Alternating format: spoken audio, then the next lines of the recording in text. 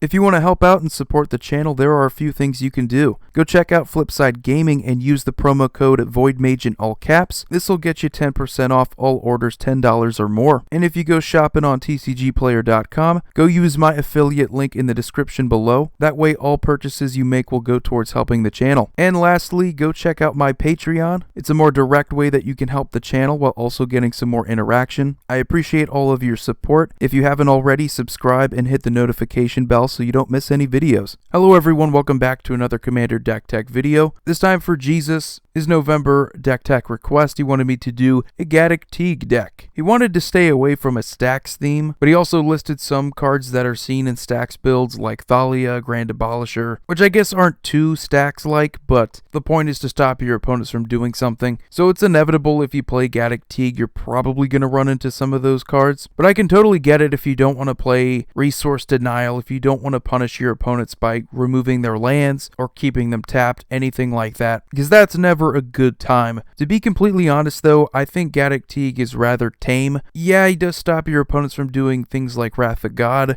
very common board wipes you're probably not going to be able to play, but there's still a ton of targeted removal that does get around this, and non-creature spells with X are not super common, so I don't think it's going to be as miserable as people think. They just won't be able to do powerful things like Court of Calling, Torment of Hailfire, game-winning spells, which I really don't see a problem with that. Gaddock Teeg is 2 mana in Celestia colors for a 2/2 legendary Kithkin Advisor. And that's pretty much all he does, just those 2 things. Definitely better than Grand Arbiter Augustine, I think. There's not really a way to play that deck without synergizing with taxing your opponents for every spell they play, making it impossible for them to do anything efficiently, and you're probably going to play some kind of stacks with that deck as well. I think this is a lot more tame, and it really just punishes people that want to play a bunch of board wipes, seeing as most board wipes are 4 mana or greater. But like I said, I wanted to make this more of a creature control deck, but we're going to go over the lands first. If I can help it for my decks, I don't like putting a bunch of money into my land base, so even though we could play something like a Savannah, you really don't need to. There's a lot of good lands that have been reprinted that you can also play in this kind of deck, like Krosan Verge, Celestia Sanctuary, Temple Garden. If we're just talking about utility, I think Maze of Ith is definitely a must-have. Another sub-theme of the deck, along with creature control, is Pillow Fort. When people see Gaddock Teeg, they're going to want to swing at you. You want to at least stop one of their best creatures from hitting you, and we will have plenty of this going further into the deck. Going over ramp, because ramp is incredibly important. Our commander is just 2 mana, but he's not the only thing we're going to be doing. Sol Ring and Celestia Signet. We're playing green so we don't have to lean on artifacts that much. We have Birds of Paradise, Sakura Tribe, Elder, as well as Oracle of Moldiah and Karametra, God of the Harvest, to help us out if we want to get some more land drops. If we just want to get some land so that we can play them, we also have Thematic Compass and Land Tax. The Compass will flip into Spires of Orazca, which is kind of like another Maze of Ith. So not only will we be getting another land, we can also prevent our opponents from damaging us with their best creature. Card draw is also going to be pretty important. We are playing more of a control deck, so it is a good thing to have a Sylvan library. But we also have Mentor of the Meek, Runic Armasaur, Selvala Explorer Returned, Alms Collector, Beast Whisperer, and Palace Jailer, which can give us card draw through the Monarch. As you noticed here, we also have ways of getting card draw through punishing our opponents or taking advantage of what our opponents do. Runic Armasaur is an incredibly underrated creature. There are a ton of good commanders that have activated abilities, and Alms Collector can just destroy someone if they want to draw a bunch of cards. It's the funniest thing in the world if you can respond to a Blue Sun Zenith. Instead of drawing something like 7 cards, they're only going to end up drawing 1, and you're also going to draw 1. Now, before I go on to the hateful creatures, the creatures that are going to kind of do what Gaddock Teeg does, I'm going to go over the Pillow Fort. Pillow Fort to me is a lot more than just simply preventing your opponents from attacking you, but it's also protecting yourself, protecting your creatures if you can, which will then make it easier for your opponents to not damage you.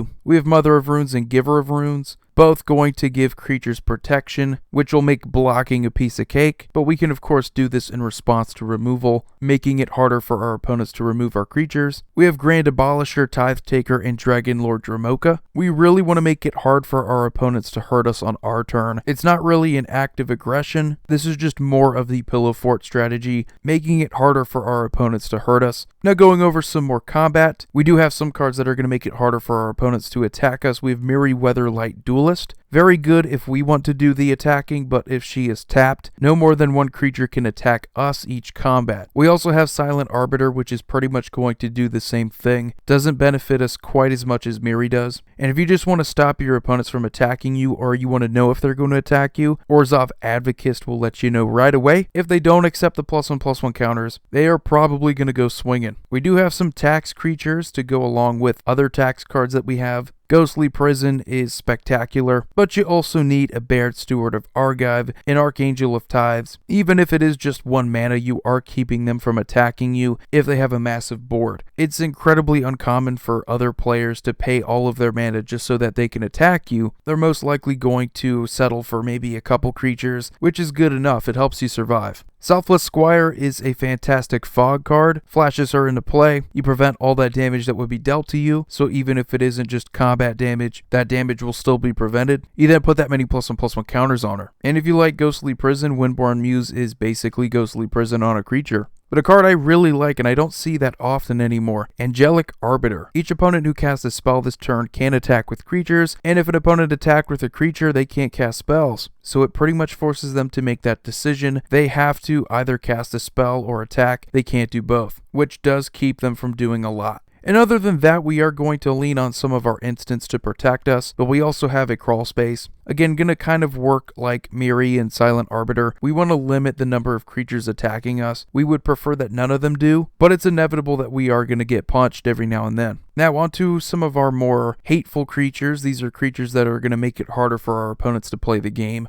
Hushbringer is going to make it so that ETB triggers and death triggers don't happen. Creatures with really good abilities, not just ETBs, which is what was so common with this kind of ability before, but you're preventing death triggers, which is deadly now. We have Teysa Karlov, those kinds of commanders that abuse the hell out of killing creatures, bringing them back from the graveyard so that they can kill them again. This is an absolute problem solver. We have Scavenging Ooze, which is going to hate out the graveyard decks. So beyond the good death triggers, we have a way to get rid of those creatures. Voice of Resurgence is going to reward you if an opponent tries to cast a spell on your turn, giving you tokens that get bigger. The more creatures you have gives you some kind of creature presence. It's not going to stop them from doing anything, but it is a good quality creature to have. Hushwing Griff is kind of like Hushbringer, but minus the death trigger hate. Does have flash though, so it is a little bit better in my opinion. If you can respond to a good ETB by flashing in Hushwing Griff, I just think that's a better play. Because Hushbringer will just keep your opponents from playing something. This can effectively make that creature useless. Angel of Jubilation is more creature death hate. A lot of abilities require you to sacrifice creatures. This will prevent that from happening. And there are a lot of abilities that have that in the cost, and a lot of abilities that have paying life in the cost. Just a very solid 4-mana Angel. We have Archon of Valor's Reach. Very solid creature. It does ETB, so keep that in mind. Some of the creatures in the deck have ETB triggers. It's just up to you to know when and when not to play them. But you get to choose artifact, enchantment, instant, sorcery, or planeswalker, and players can't cast spells of the chosen type. This also includes you, so again, be aware of your deck. But if you know exactly what your opponents are doing, what to expect, just choose the card type that would hurt you the most and prevent all players from casting them.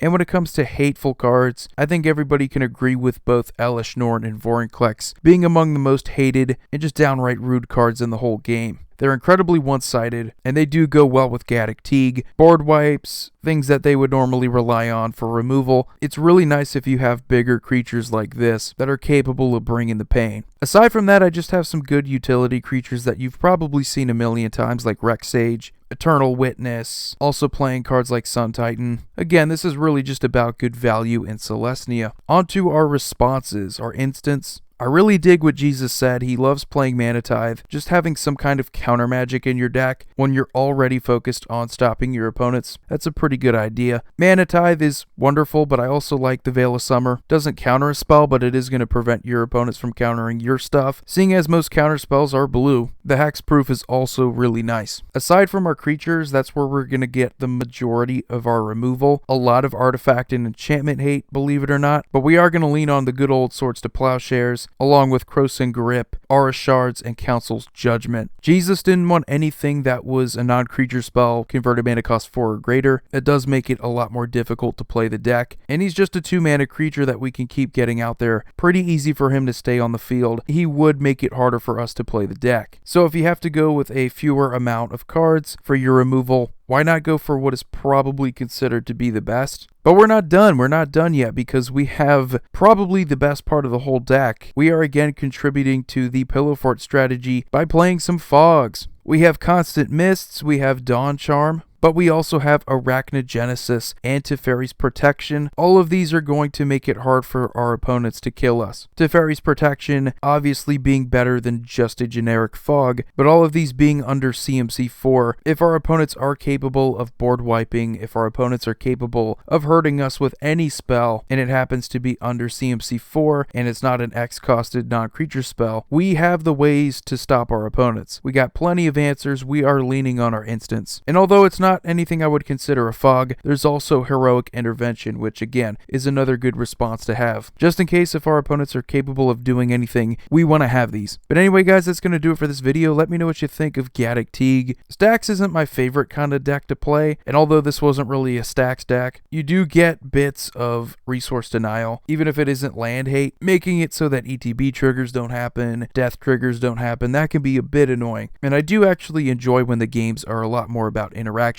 So anyway, Jesus, thanks for being a patron. I enjoyed making this deck for you. If you guys want to see the full deck list, the link to that will be in the description below. You all have a wonderful day. Void here signing off. See you all next video. Just wanted to say thanks to the patrons who are supporting me on patreon.com. Go check it out. There are different tiers with their own rewards. One of them is having your name in the credits of my videos. I know it's not much, but it's something that I can do to show my appreciation. Thanks again, and have a good day.